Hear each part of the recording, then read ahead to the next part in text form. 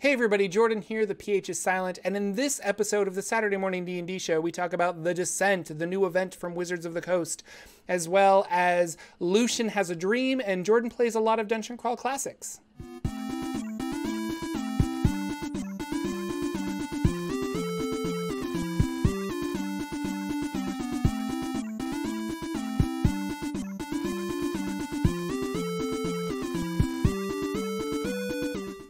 Hello, ladies and gentlemen, and welcome to the Saturday Morning D&D Show. My name is Jordan with the silent PH in the middle, and I am joined always by my wonderful co-host, Sir Lucien, over at Sir Lucien Gaming. Say hello, sir.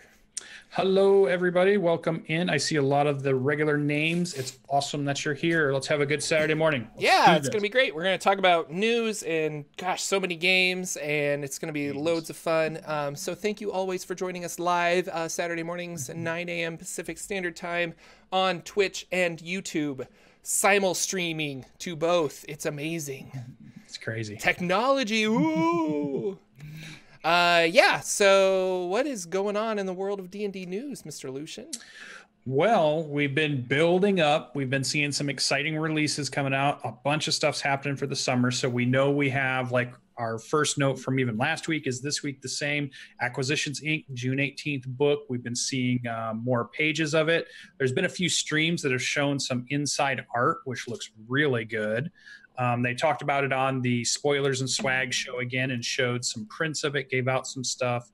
And it just, the more I see of it, the more I'm really into this setting. I'm thinking it's got to be one that I run a campaign in just because I love the idea of it. I watch the show a lot. And I can't wait to start my own franchise in the Forgotten Realms. So it's going to be really good. I feel bad.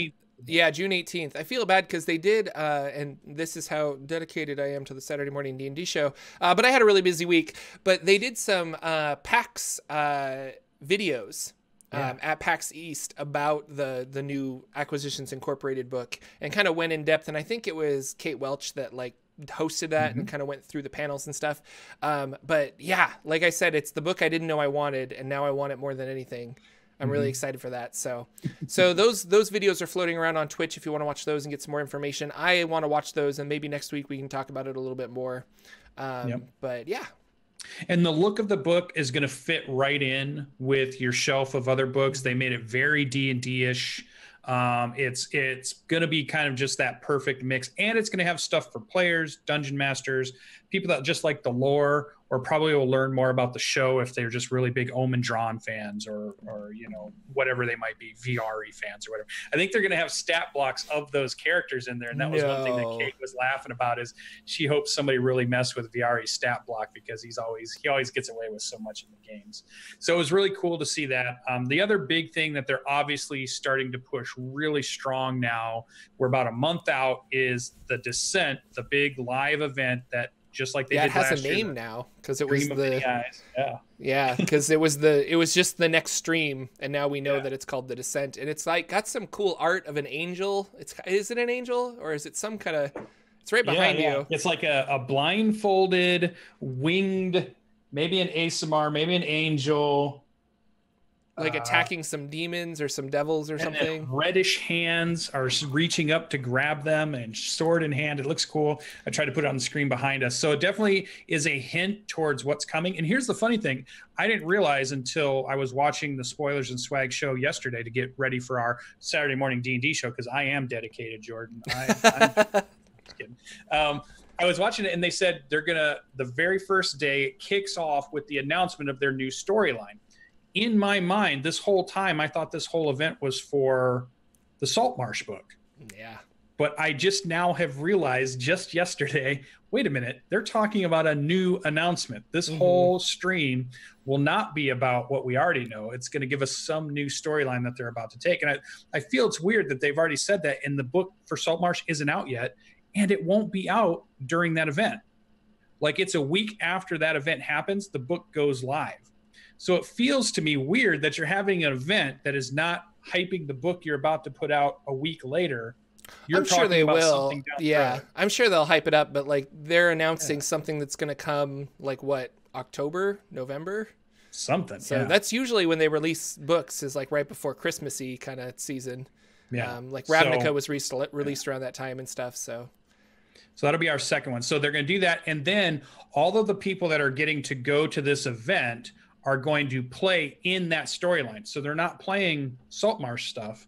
They're playing the new storyline in some type of epic 30 game tables are all going to collaborate on a massive storyline right there and then as they announce it. And then the rest of the weekend, they play through it. So, and it's open to people who can get tickets, which I assume, I'm guessing are going to sell out quick. I'm thinking $300 for 3 days. And I'm guessing the LA and the whole west side of this is going to scoop them up super quick. And so you get to play D&D. They're supposed to have tables for ad hoc gaming. They're supposed to have lots of tables for the big mega game that's going on. There's lots of seating to watch the live games that they're going to run. And they're bringing something they did that I think is really positive is not only did they bring in the streamers that they kind of had last year, they have some of those, but they've actually went out and done a lot more, got a lot of different streamers also, but they also went and got YouTubers. They went and got podcasters. They're bringing in the podcast crews. They're bringing in bands that are adjacent to or play D&D style music, not just one group. They're bringing in cosplayers to do a bunch of storyline stuff. So they're really expanding and I think reaching out to many of the areas of the community and not just a specific area. And they've also created studios where those people can do different things. So it's not just going to be one studio and everything's on Twitch. There's going to be the studio that's doing Twitch stuff. There's going to be a studio where they can record some YouTube videos that'll get put out later. And the content providers that are going can use those to do things they're doing. They'll have a podcast room and they're going to have like 3 or 4 different little studios that could be used throughout that weekend to create content that gets later on. So they're putting a huge thing into this. And then I think they're realizing that their like fan community is probably the best advertising they could possibly do. So it's like, why don't we just give them the tools to then advertise this for us, you know? Yeah. So. And Kate said something that I thought, and Nathan kind of gave a big smile when she said it. She said something like, it almost feels, and I don't know this, like we're building up to our own Dungeons and Dragons con.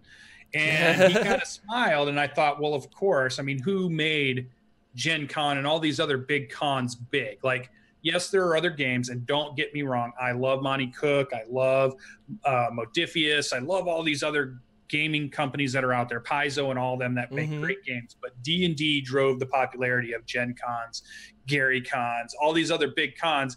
It was the stalwart rock. And then, you know, you had whatever else came up. And then probably Magic the Gathering was the next piece. So Wizards has been driving this. So, of course, they should have their own mega convention at some point. So maybe this is the starting. Maybe we're seeing the stream of mini ads, or actually the first stream was the Tomb of Annihilation one. Remember that? Yeah, and that was in Seattle. And that one, they also incorporated podcasters, because I remember one of the podcasts I listened to, the Dragon Friends out of Australia, they actually got flown in, or they got invited, and I guess they flew in. I don't know if Wizards paid for their ticket or not, but they were on the Stream of Many Eyes. And like you talk about YouTubers, like Colville was he was popular, but he was a baby YouTuber at the time, and they invited him to the Stream of Many Eyes, or the Stream of Annihilation. Sorry, Stream of Annihilation. Yeah. So we've been getting. So I think that was the baby step, and then we had Stream of Many Eyes, and now we have this one. And I bet by next year, when they go full bore on this, it might be a full bore convention. That'd be cool. They're dealing with the people who made PAX. They are friends with Jerry and Mike and the whole company that can go around this country and create enormous conventions. Of course, Dungeons and Dragons, Wizards of the Coast could put one on now at this point by themselves, or even leaning on the partners that they have. So do you think it'll be a Wizards of the Coast con, like Wizards Con, or like featuring Magic the Gathering and all their other products? That they have a ton of other products. Hasbro is in it somehow. I think they go big. I think they go heavy D&D role-playing emphasis, but plenty of Magic stuff and all that stuff going on. I think they want a PAX version of, or a Gen Con version of, lots of tables, lots of rooms, lots of places for people to play games. And I think they're going to go. I feel like it's going to be like a PAX or something like that. It's going to be that size when they decide to do it. So maybe, or I don't know, maybe it'll fizzle out and they won't, or it'll just be a streaming thing that we see once a year that announces their big storyline. But I think we're building up to something big. It That could be feels really like we're cool. building up. That could be really, really cool. Like I mean, it's another con to go to, but I have high hopes that it would be on my side of the country and probably a little easier for me to get to than Gen Con. Yeah, Cyberwolf was saying, wasn't there a Storm King's Thunder stream? And I don't remember if maybe they did have a Storm King's Thunder stream. Maybe there was. I know they did some games, but I don't know if they did like a big invite people event like they did with Tomb of Annihilation. But maybe I'm wrong. Maybe I'm forgetting that, and maybe that was the first one. Because I do remember seeing some streamed games about Storm King's Thunder. So maybe that could be true.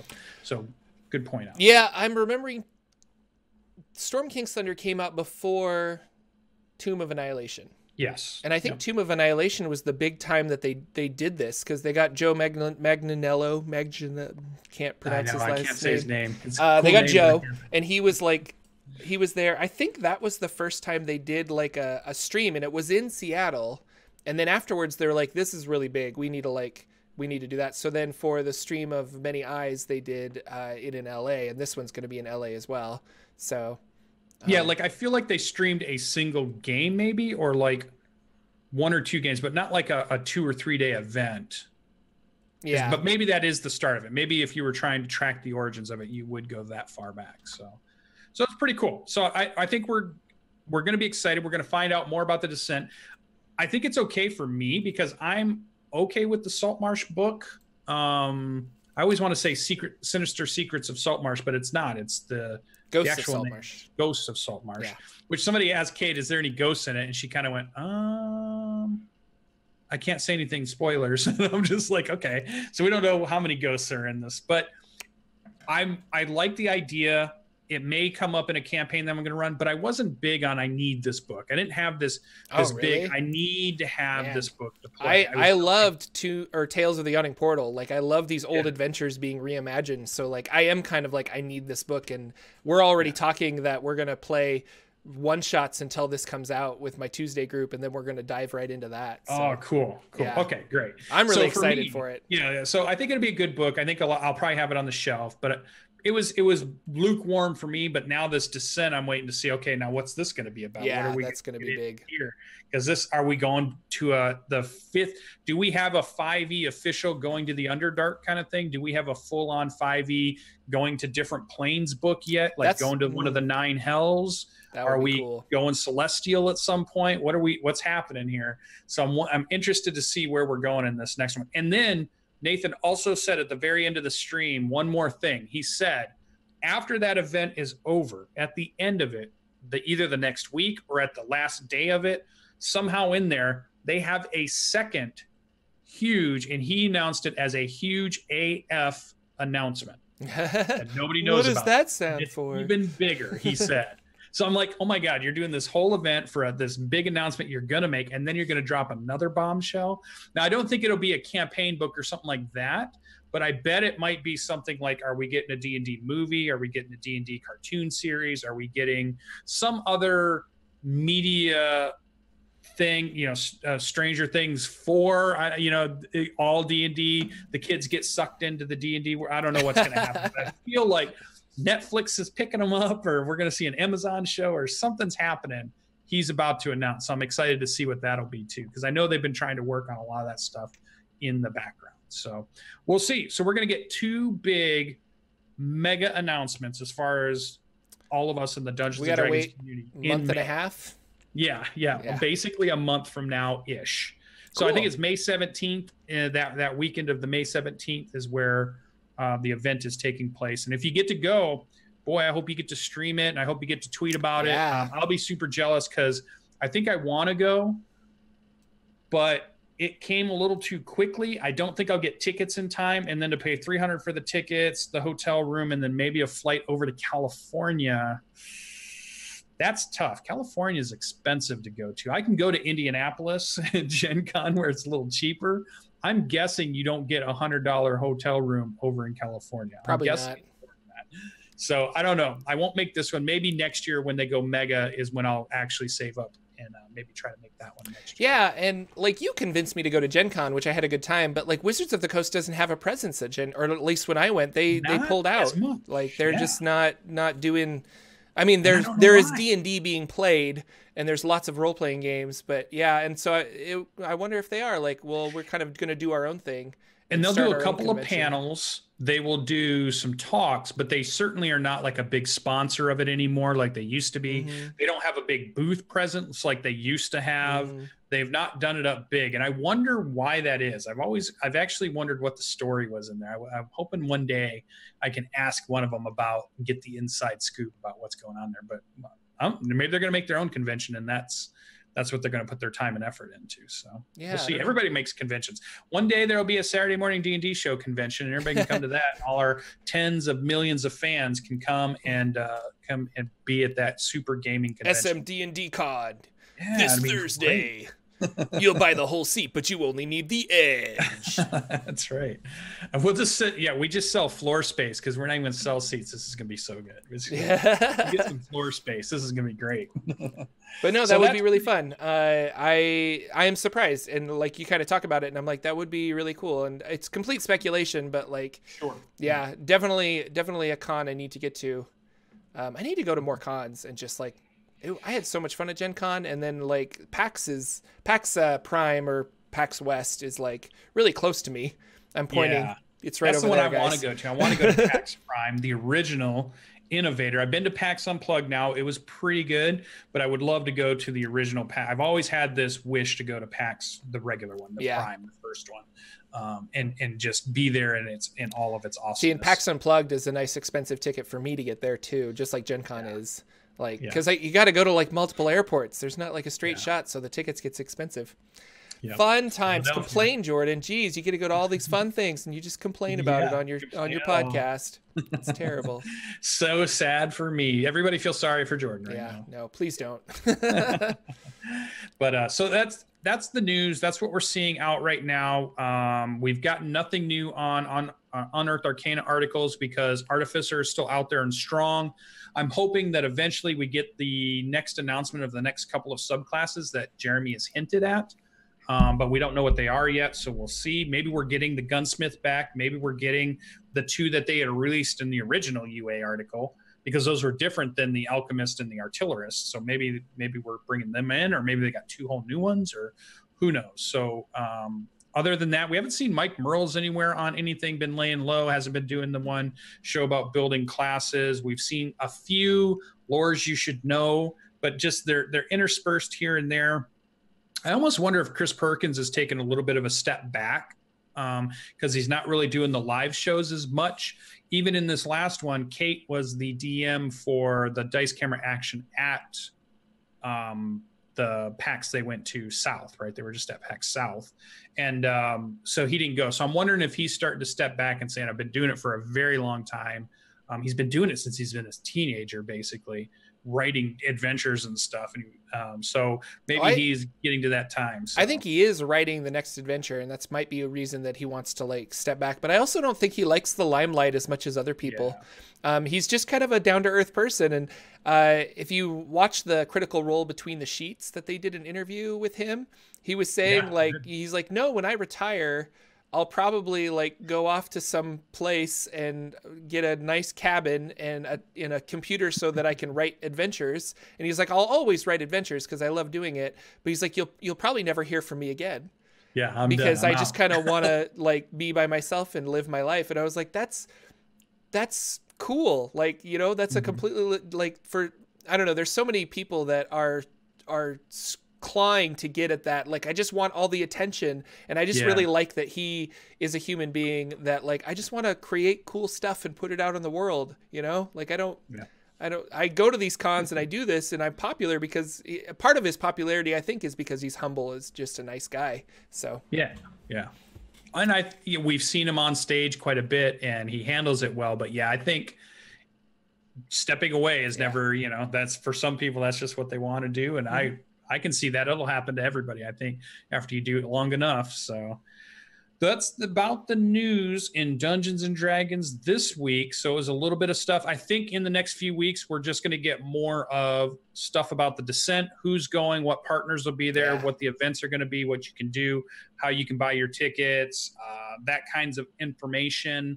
I know Greg Tito's been talking a lot about it on the stuff he's doing now, because he had been holding all that info back until just this last week or so. And now they're just really rifling off the information about it. So we're going to get flooded with the Descent information. So be ready for that. That's about what we'll be talking about D&D wise as we go. Cool. So then we'll jump into our next stuff. What are you doing in games this week? Or what have you been doing? Switch it up, because I feel like I did a bunch of talking in the news section. Why don't we do the Jordan game first? Okay. And then I'll go last with Sounds mine. Great. What did Jordan do in gaming on our D&D show? I love this note. Yeah. Well, okay. So I'll start with D&D. I'm playing in the Mistress of Modules, which is a Twitch show on Nerd Immersion's Twitch channel. Starring Celeste Conowitch, who is the Dungeon Master, and she is also the Dungeon Master of the Venture Maidens. And so she's running this really cool show called Mistress of Modules, where she picks a module from the DMSGuild, and then they just play it with a rotating cast. And it's a really cool way to feature some of the better stuff that's on the DMSGuild, and also you just get to play a cool adventure. And like, I like that it's a rotating cast, because I can tune in and watch for 2 or 3 episodes, and then we're done. And then I can choose to like tune in for the next one or not. But there's so many times, and I'll do this, I'll be on Twitch and I'll find like, oh, someone's streaming D&D, but they're in episode like 48 of their stream. I'm like, I don't know these characters. I don't really know what's going on. And you kind of have to be with them the entire journey to really enjoy that. Does that make sense, or am I wrong? Yes. Like, no, I hear you. So I like that I thought it was a very clever idea for a show. I'm playing a Fey Eladrin warlock named Elaster, and we're going through a module called Rats of Waterdeep, which I think was written when Waterdeep Dragon Heist came out to be like, here's another Waterdeep adventure that you can play during your Dragon Heist campaign. And because we ran into like the Xanathar, and there's just fun like characters that are popping up, and we're in like specific wards of Waterdeep. But the whole premise is that there is a plague going on that is turning people into rats. And so we've been were-rats. No, I think rats. I think just regular rats. But you start out as a were-rat, and then I think you shrink down to a regular rat. I could be wrong. We haven't uncovered all of the mystery yet, but it's a mystery, and that's the fun part about it. Is like we're getting clues, we're solving things. The party I'm playing with is very like. There were 2 of us that were like, yeah, let's like go and like attack these rats. And then somebody was like, what, aren't they like people? And we're like, I don't know, but they're attacking us. So we've been doing a lot of like non-combat encounters, trying to like talk our way out of situations, trying to like, I put a bunch of rats to sleep with my magic, and then we just like ran away so that we wouldn't hurt them, because we don't know if they're people. Like it's been a lot of fun. And Celeste is a great DM, and I've had a lot of fun with that. So if you want to check that out, we're going to have the thrilling conclusion tomorrow, which is Sunday at 8 p.m. Eastern on Nerd Immersion's channel here on Twitch. And that'll be a lot of fun, and I'm just really excited. Yeah, and I really like my character. I always make these characters, and I get really attached to them, and I want to play them more than I get to. Yeah. Well, you have marked here a Fey Eladrin warlock. Yeah. So I have a couple of questions. So Eladrin is the elf that changes moods. Are you one that changes your moods frequently, or did you pick one as I'm going to be the winter elf? Yeah, so I'm the fall elf, or the fall Eladrin, autumn, sorry. And I haven't changed it because I think you have to have a long rest to change, and we haven't been in a situation to get a long rest, and that's the one that kind of fits the personality that I was going for. So I'm just kind of like sticking with that for right now. But, and then you said Fey Warlock. So who is your patron? Oberon from the Feywild. Yeah, now we're talking. So he's my patron, and basically my character was part of the summer court, and he was granted these powers. And then how he's in Waterdeep is I said basically he's on like a student exchange program. Like the Feywild were like, oh, we're going to send Elaster to do basically learn about human stuff and learn about this like human city. And then they sent somebody back to the Feywild to learn about the Feywild and the summer courts and stuff. And then we'll swap back. So I'm here to help out and observe and learn. And that's kind of been the thing. But I'm a familiar. I've got a familiar. Because I went Pact of the Chain. That's what I couldn't think of. And so I've got a little sprite familiar named Stuart that sits on my shoulder that like zips around and stuff. And I've been kind of flavoring all of my spells as casting it through him because he's like my servant and I don't really want to get my hands dirty because I'm this like super fey Eladrin. And so like when I cast sleep, he like sprinkles dust over them and they fall asleep. Or when I cast this, you know, he kind of does a lot of my major spells. Which Celeste is like, I think Stuart's my favorite character. And I'm like, he's mine too. He's really great. Probably the actual patron and you're his. Oh, that could be fun. I never thought about that. That would be a fun Warlock where your patron is actually your familiar. Yeah. And you're working for him instead of the other way around. Yeah. So what's funny about that is had you written in the notes, Fae, Eladrin, I don't know, like Bard, I wouldn't even ask questions. But when you put Warlock in there, I am such a Warlock fanboy that I have to know everything about any Warlock character that's been made because I love Warlocks so much. There's so many like you can rearrange Warlocks in so many different ways. And I think that's why I like them. Like you chose like Fae, Pact of the Chain, and all of a sudden you have a really unique Warlock, or you choose Fae, like, you know, Pact of the Sword or whatever it is, Pact of the Blade. And that's a very different Warlock than other ones. And so I like that they have all these, and then invocations, you start throwing those in there and they just have different ways of style of play and things like that. Like I like Warlocks a lot. I think they were very well thought out for 5th edition. Yep. So favorite class, hands down. Really? Oh, that's awesome. I think Wizard is still my favorite class because I just like being so versatile. But I got one for you coming up. Okay, so we're doing that. That's a lot of fun. My Sunday Warforged game. Nathan, my DM, has decided to run an old-fashioned dungeon crawl. So he's written out a dungeon, hand drawn it. It's all in his head. He's not in his head. He like drew it out so he knows where we're going. But like he created everything and the monsters and the encounters that we're doing. And so we broke into this basically giant maze that we're kind of working our way through. We ended up running into a fire giant, which I was really excited because my Eldritch Knight, my Warforged Eldritch Knight, I took the spell Enlarge and Reduce. So I enlarged myself so that I could like wrestle him and tackle him to the ground. So it's like super hulked out 7 is fighting this fire giant and pinning him to the ground so that my friends can come up and like get advantage on attacks because he's prone. And we had like a lot of fun, and I was like, you put your Iron Man Hulk suit on. So exactly. Like that was kind of the mindset, is that I have like the Hulk Buster and I'm like attacking things and I just get like really big. And so that was a lot of fun. And I have a feeling that Nathan put that encounter in there so that I could actually like live out my fantasy, like I could be like, I really want to be able to utilize this spell. And he put it in there so that I could utilize my spell and be really cool.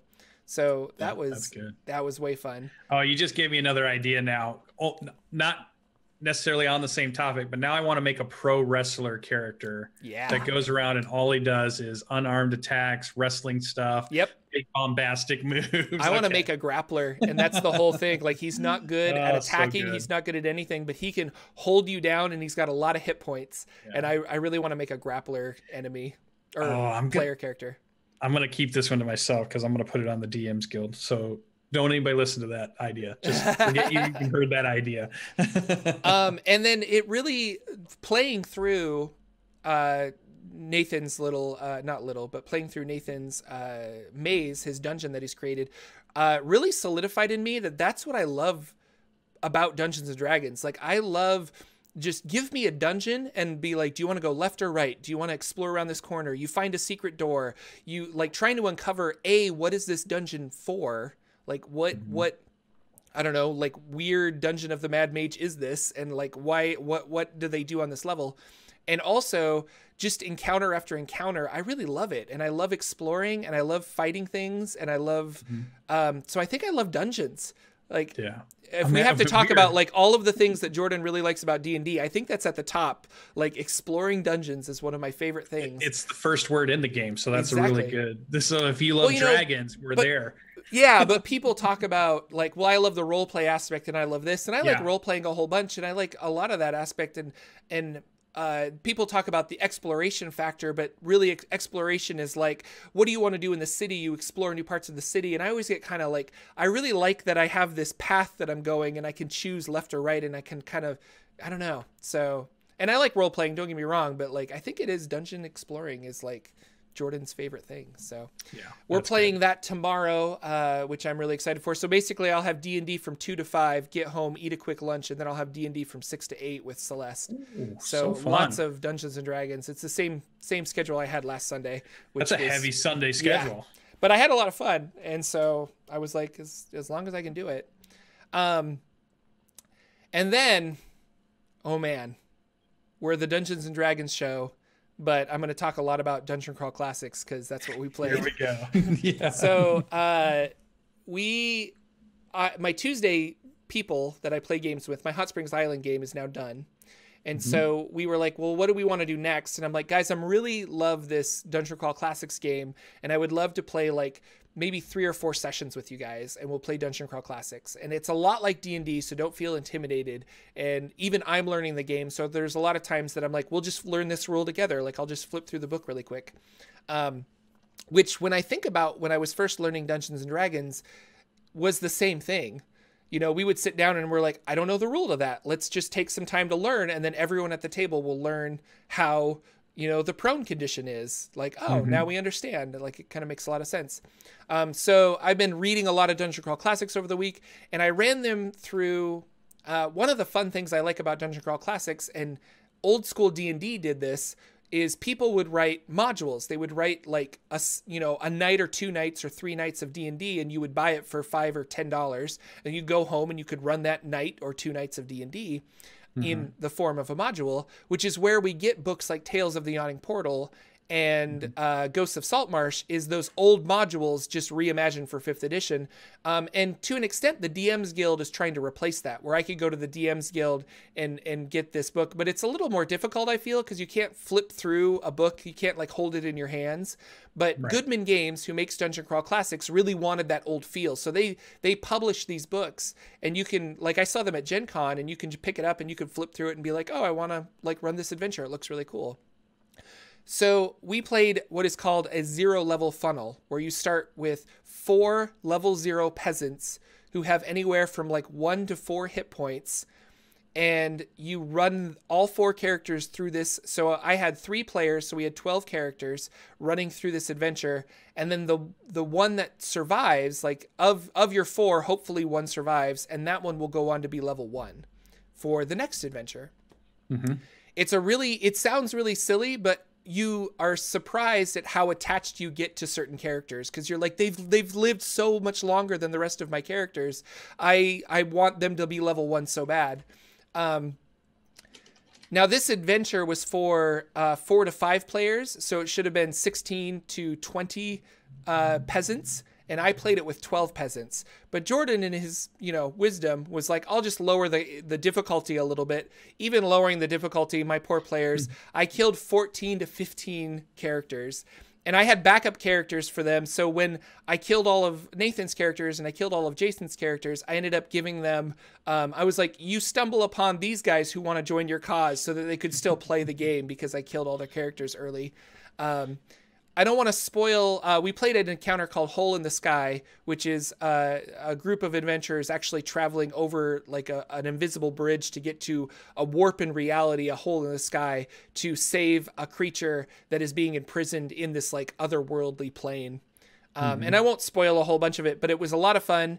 And the cool thing is, if you're interested in this, I recorded the whole session. Yay. So I brought out all of my microphones, I recorded all the audio, and I saved it, and I uploaded it to my Patreon, and you guys can, and I'll put it in the show notes if you guys are interested, but I put it up there for free, so anybody can view this post and listen to it.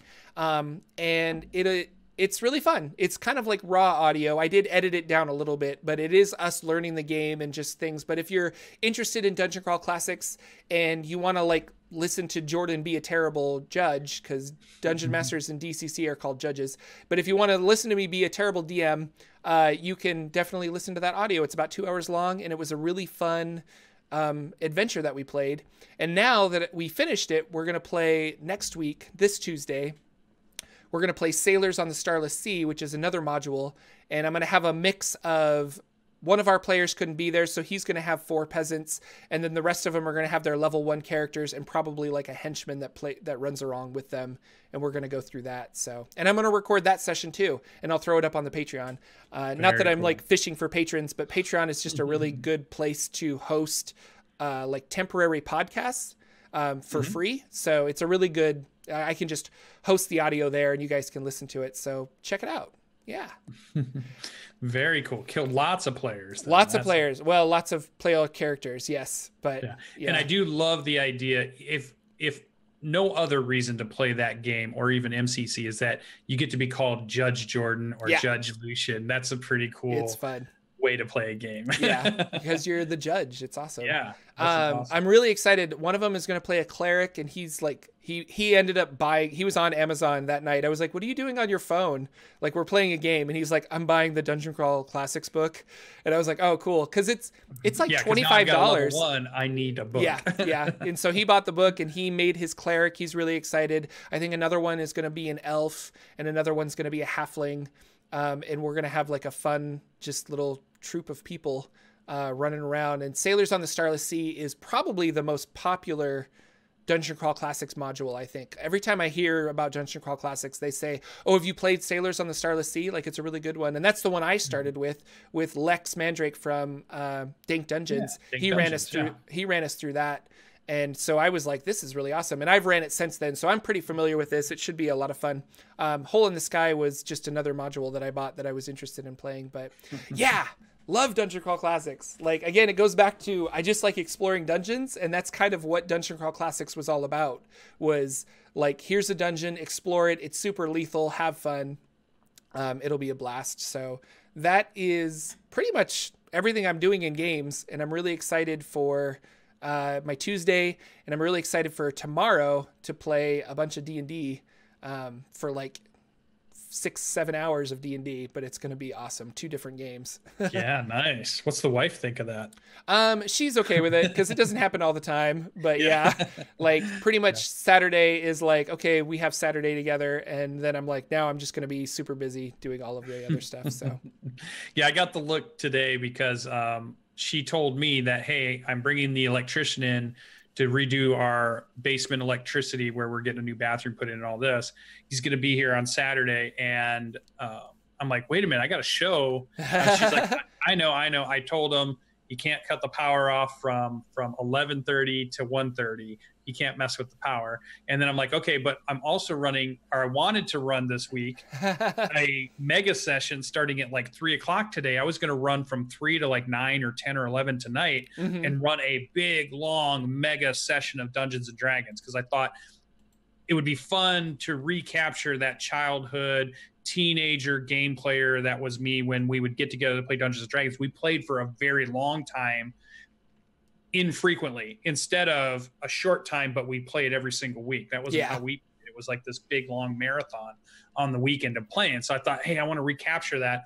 Let's see if I can get a mega game going. So I told her that, and she just gave me this look of, you're going to play for how many hours now? You're gonna go on Saturday. And I'm just like, all right, hold on. Don't be judging me here. But that fell through because my players all had stuff they were doing this weekend. We got 3 of them, but they know in our West Marches game that I'm playing, if you don't get 4 as a minimum, we call the game. We just don't run it. I'll do other stuff because I got plenty I can do. So the mega game isn't going to happen like I had hoped today. So we won't be able to do too much on that. So I was really starting to get worried. Well, what am I going to talk about in my Dungeons and Dragons things? But I did play on Thursday, Jordan. I did get to play some really cool stuff. Horde of the Dragon Queen. I'm enjoying it so far. You've said it's the worst module ever. I did not. Well, I said that it is rated the worst module. Jordan has not played it, so Jordan doesn't know entirely. But no, I mean, I've read through it, and it could be a lot of fun. So yeah, like, so far it's been good. And like the first note I put in there, just like you've already expressed today, it was combat heavy. We're running around in this town. We're fighting these patrols that are looting and stealing and doing stuff, and we're saving villagers, and we're going from one fight to another, and we're not getting any rest, and it's just hectic and crazy. And I'm thinking, this is what I love about D&D. I get that there are people that like, well, I'll tune in to some of these other shows, and it'll be 3 hours of them role playing a conversation they're having about something they're going to do. And I know they're having fun. And I know when they talk about Dungeons and Dragons, they say, I love it because I get to play this character and I get to embody this character and we do these cool things. But I'm like, I love the action. I love the mechanics of the combat. I love the hecticness of going from one small fight to another small fight to another problem to deal with, and just that pressure ramping up as we go. And that's what this was. It was really good. And I love RP things in between those, but I guess I'm probably not the biggest RP person. So I'm leaning a little the combat way, but it was nice to hear somebody like you also say, I like the RP, but dungeon crawling, doing this stuff. Yeah, is like really puzzles and all. I mean, I love figuring out, I love being presented with like obstacles, I guess. And my favorite type of role play is usually when I'm a bard and the obstacle is how can I like persuade myself to get past this, or how can I intimidate this guy? And so then I like role playing because I want to be able to like intimidate him or persuade or something like that. Usually all of that role play will then culminate in like me rolling a +7 on my persuade skill because of my high charisma, because I'm a nice bard. But yeah, no, it's fun. Super fun. Yeah. So the group that we've got playing together over on Damn It Barry's channel has been really good, really fun characters, playing some really interesting. And what I really liked about this is this group chemistry has come together quickly and very fun. Like, I always love that in a game, because you never know when you play with people you haven't played before. And obviously we're doing a stream game, so we've got some people that are different streamers from different areas. So we didn't know each other. So we didn't know, there was no chemistry to start. We just said, hey, let's play this game. Let's get it together and let's see if there's chemistry. And what I love about it is this group so far does have some really fun and cool chemistry. There's cool dynamics going on already. Great. Everybody's having a good time and supporting each other. And it's great. I've been in games where it's been more uncomfortable with friends I have in real life. It took a while before we gelled as an adventuring group. And yet with this group of strangers, it feels like we're already gelling session 2 right into it already. And it's just, I love groups like that. Yeah. So Horde of the Dragon Queen's great so far. No spoiling too much of it, but hey, we're going up against the Cult of the Dragon. This is such a cool storyline already. We're meeting some interesting characters. We're trying to save a town, which is cool. So it's going to be really interesting. What I love about it too, as I've been saying, Damn It Barry is his first game that he's dungeon mastering and streaming at the same time, because he got the bug being a player on other streamers' channels, and he really enjoys playing all these games, and he's a lot of other games, but he wanted to do on his own. And I love that I'm being involved in like that whole process of him becoming a new GM and all that stuff. So it's been super cool. It's really funny too, because he still has this adorable kind of attachment to his monsters, and hasn't quite realized that player parties are meant to destroy monsters completely with no chance of, like viciously and without quarter. And it's like, and he's always like, but it was just a small kobold. You guys did, like he barely got to do anything either. You killed him so fast. Yeah. So he makes little comments about that, and I'm just like, oh, you're learning the way we all learned of our precious things that are broken by player character parties. So it's been really fun. I'm enjoying that. That's our Thursday night game, which you can check it out. Then excitement of all excitement. So I'm running the West Marches style game called Seeking Revenar. This is the mega campaign that I do for fans of the show. Fans of the show can send me a message and say, I want in the campaign. We let them set up a character and they play. So we've had a group of probably 16 or so really active players, even though we have a bunch more people that signed up, but maybe their schedules didn't work out. But there's this group of rotating cast of characters that have been playing. Well, one of them, Danimal, has asked and really politely, really nicely said, I want to run a game, and would you want to play in it? And I'm like, yeah, I'd love to play. He's like, can I ask some of the other players too? And that was a cool thing, because I realized what he was saying is that here I've got this thing that I'm creating. Don't poach players, I guess, is where it was going from other people's games. And he was worried about that. And I was like, no, dude, if you can find people that have the schedule, we're going to play Wednesday night. Cool. You can have Wednesday night. Don't worry about it. I'll play in your game. I can't wait to see you, because I want to play with those players too. The one thing I think we miss as dungeon masters sometimes is there's this real big need inside of us that we say, I want to play with the party I run for sometime. Like, could you imagine, your Sunday game where your wife is playing with her cool corgi and that cool party they've created of 10th level characters, and you have a guest DM that you really trust come in and say, all right, run us a big campaign for 5 or 6 weeks. I'm going to play this character with those players. I mean, that's got to sound exciting, right? When you get to play with that party you've seen grow up in your game. So to me, I was like, sure, let's do this. You can have Wednesday night, no big deal. Get who you can. So we are going to be playing. He's decided we're going to play Tomb of Annihilation. And you may think, well, wait a minute, Sir Lucien. You have many shows where you've talked about playing in Tomb of Annihilation. Aren't you going to be metagamey, and isn't that cheating? Here's the cool thing. All of the parts of Tomb of Annihilation I played were before we got to the actual Tomb of Annihilation or any of that piece. It was jungle trudging. Yeah. Well, he's starting us at 6th level, and we're going to the tomb part of it. We're going to skip over the exploring the jungle piece at this part. Cool, So we're going to get about halfway in and start from there and go.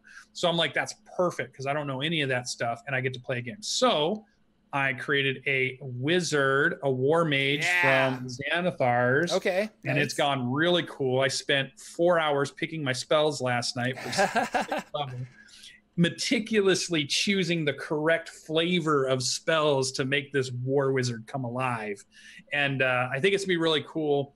And he's got some secrets in him. I'm going to play, don't tell the rest of the group, I'm playing an ASMR who's pretending to be human, and maybe the party doesn't know yet that he's a fallen ASMR, and it'll happen sometime in the tomb when they discover who he actually is. I think that'll be pretty fun.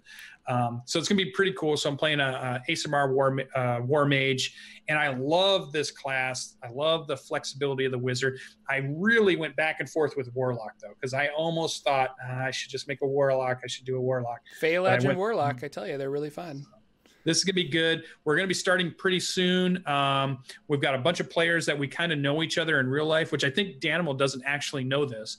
All the players that accepted to play in his game came from our fans, but he picked the 4 people that I know in real life that live and I've camped with. And so it's like a group of us that know each other, and then we're going to have a GM from Australia, basically. Wow. It's going to be great. So it's going to be really fun. I can't wait. Daniel's a great guy. He's usually in our channel talking. He's also in all of our games, jumps on our streams, and he plays a really good Loxodon. And we had some really good adventures with that. So I'm excited. New campaign is coming, Tomb of Annihilation on Wednesdays. I don't think it's this week, but it might be pretty soon. In a week or 2, it'll start up. So I'll be playing on Wednesday and Thursday through official release modules, which I just love. And I can't wait to get through those. And then they'll probably do some of the other ones. It's been great. I love being a player also. Yeah. But I didn't get to DM this week, right? Because my players fell through on me. So everything schedule-wise, I didn't get to do any of that. So I had one more little thing that I thought was funny. This morning, I woke up and I was having a dream just before I woke up. And this is going to sound really weird as it starts out. So it was a dream of me setting up our podcast for real, although Jordan wasn't there. So I feel a little bad that it was like in my dream, Jordan's not there. I'm not the co-host of your dreams? Yeah, it wasn't a co-host. Like I was doing an interview with Shauna Germain, who is from the Monty Cook group, and she's a writer for them and does all that stuff, which I also thought, wait a minute, this dream's going a little weird. Hold on a second. Don't get crazy. But the dream is me talking to her about, okay, we're going to go on camera, and I'm explaining like I do to every one of our guests, like, here's how we'll start the show. There'll be a little 5-minute video. I'll bring you up and introduce you, and we'll go through this whole thing. And then I wake up and I think, this whole podcast and show thing is really getting to me. If that's the dream I'm having on Saturday morning just before I wake up, is about setting up interviews for the show or doing it with the show. And here's the funny thing that threw me in the dream. So she's acting really nervous, like, oh my God, I'm about to be on camera. There's gonna be a lot of people watching me. I'm thinking, why are you nervous? I'm a huge fan of you. You're the celebrity. I'm nervous because you're. And so there's like this little back and forth. No, I'm nervous. No, you're nervous. No, I'm nervous. And then the show starts. I hit the button. This is all in the dream. This is not made up at all. In the dream, she does the interview completely as the character, one of the characters she plays in the campaign with Monty Cook. So the whole interview is of her character, not of Shauna Germain. And the whole time I'm like rolling with it, but I'm thinking, oh wait, this isn't what this interview I set up. I wanted to interview her. I have questions for her, but now I'm changing everything to talk to her character as if it's her. And it was like, and then I woke up and I'm just like, what is going on? This is the craziest thing in the world.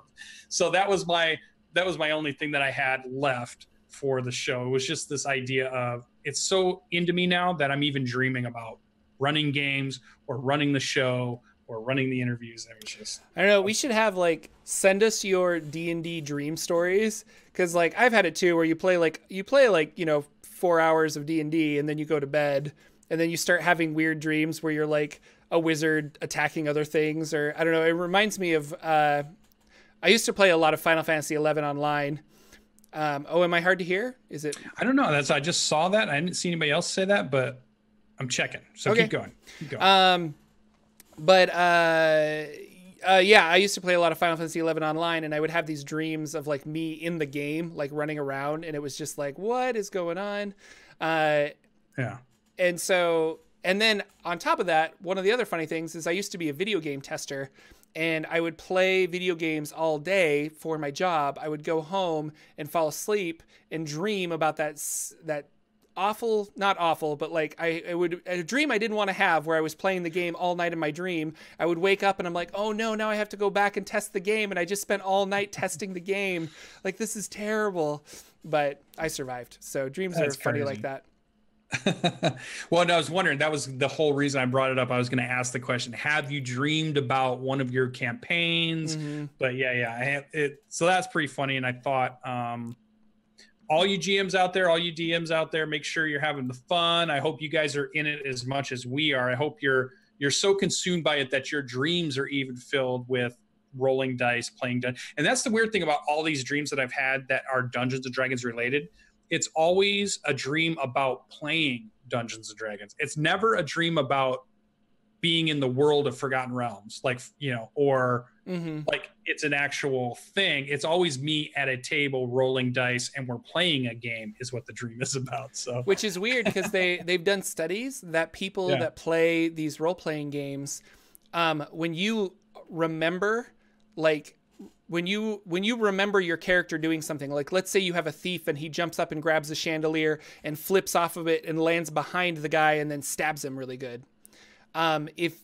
If you are playing role-playing games, you don't necessarily, when you think about that memory, you actually think about picturing him doing all of those things. You don't remember you sitting at the table talking about like, this is what I want to do. And then I rolled a dice to see if it happened. Like, you actually remember your character flipping through that. And so it would be, I don't know. I find it interesting that when you are dreaming, you're dreaming about being at a table playing D&D rather than like what your character is, but you also DM a lot more than play. So maybe that has something to do with it. The process is what's getting into me, I guess, is the fun thing, but it's so fun. And like, that's the creativity. What is the point? I've been seeing lots of posts recently, I'm always on Twitter watching the D&D community, and there's still every single day or every other day, there's always somebody who's saying, hey, I finally ran my first game. It was awesome. I can't wait to do it again. Or thanks for inspiring me to run my first game. So there's so many new people creating their games and getting that. And when they're asked, what is it about D&D that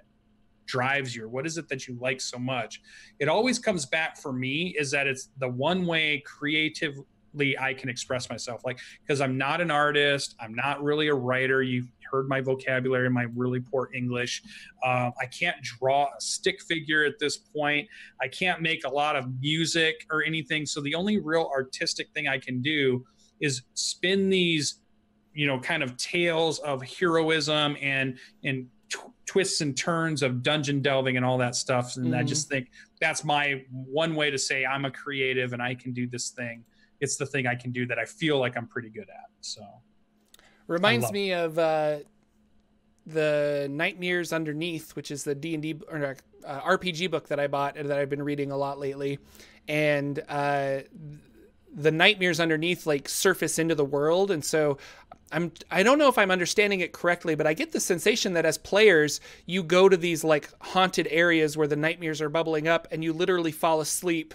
And then you have to go into the nightmare realm asleep and attack all these things, kind of like an astral body. And that would just be a really cool campaign to like focus around, like where, and then your long rest is actually when you wake up and like bandage your wounds and kind of stuff, preparing for another night's sleep of battles and dungeons and all this stuff to like, I don't know, maybe I'll throw something I'm really like that into together. that book I've read several times, the snippet before I went to try to buy it, and I keep talking myself in I should buy it because I just love the premise of it, their presentation of it, and the idea that my brain starts to go through. I think that's how I choose books to buy, is like I read their little blurb, their little paragraph of what this is, and then I judge where does my mind go when I hear just the paragraph. If it goes on wild tales of all kinds of stuff and it starts spinning about, oh, I could do this and I could run it this way and my players could do this, then I'm like, I know it's a good book. If I read it and I'm like not getting any ideas except for maybe just the one, then I kind of put it back on the shelf, or you know, DMSGuild or wherever it is. But I'm just like, if all of a sudden my brain just starts going in a million, oh, I could do this, I could do that, could I do that? I'm like, yep, that's a good one to buy. That one really drives it home. Yeah, for sure. I'm actually looking it up right meow, because there is a free edition, and you guys can check it out. So I'll put a link right there in the chat for you, and I'll put a link in the, even though YouTube chat's really quiet, I'll put a link in there as well. Yeah. So other than that, when are we getting a Jordan run streamed game online? I really want to. So here's the thing, and this is probably a good topic of conversation to have next week as well. So maybe we'll talk about it.